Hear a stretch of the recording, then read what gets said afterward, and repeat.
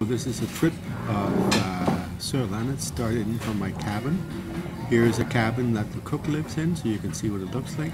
Here's the mess, spend some time here with meetings. Then we're on down the corridor in the officers' quarters, and we arrive straight in front of the MO's, medical officer.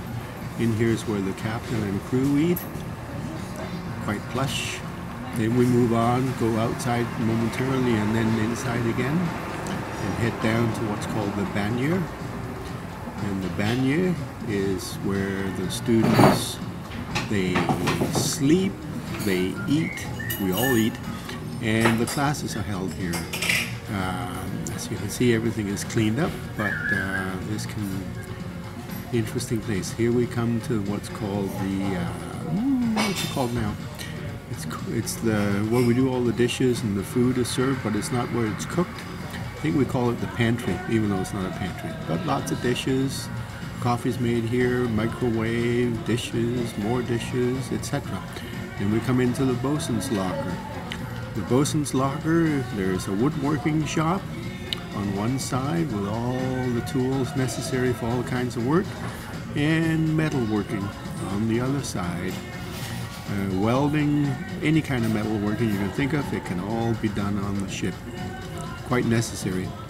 And then we move further forward, a couple of cabins up here, and then move upstairs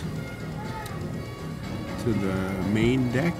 Here's the main mast. No, that's the forward mast. Anyway, at the very under the forecastle, here's the big where the toilets are and showers, men on one side, women on this side here, and the anchor is hoisted up.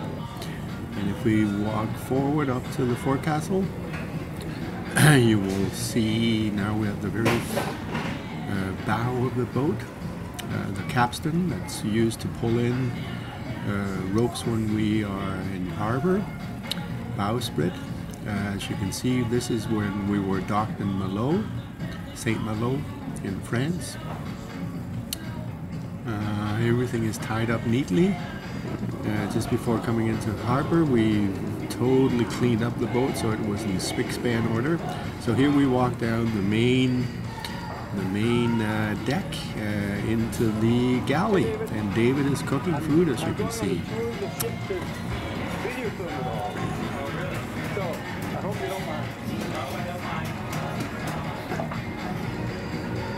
David making a wonderful chicken piccata for this evening's dinner. Wow. And then we leave. We're now continuing down the main deck, and you see the main mast in front there, and lots and lots and lots and lots of ropes everywhere. The thing about a tall ship is it's all ropes. They all do different things, and you have to know what they do. Then we get up to the aft deck. This is where you can see the helm there, and here's what's called the chart house. No steering in here, but all the charts, the GPS, the radar, the communication stuff, etc. And then we move back to the helm. As you can see, the helm is outside, so it's quite old-fashioned. In the worst of weather, that's the only place where you can steer the boat, so it doesn't matter what the weather is like. You can see St. Malo behind, quite a beautiful old town. And we keep going around, you can see more ropes, always ropes. And here is the binnacle with the compass in it, plus other things. Okay, we're back down, moving back into the officers' quarter, and now we're going down into where there are showers, washing machines, etc. There's a washing load going.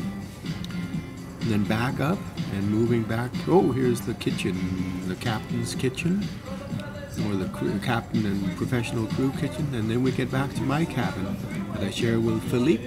Philippe is there, and I live here at the very, very stern of the ship. And it can be quite something back here. Oh, and look at that nice drawing that I got from a friendly Irishman who comes down to draw all the tall ships.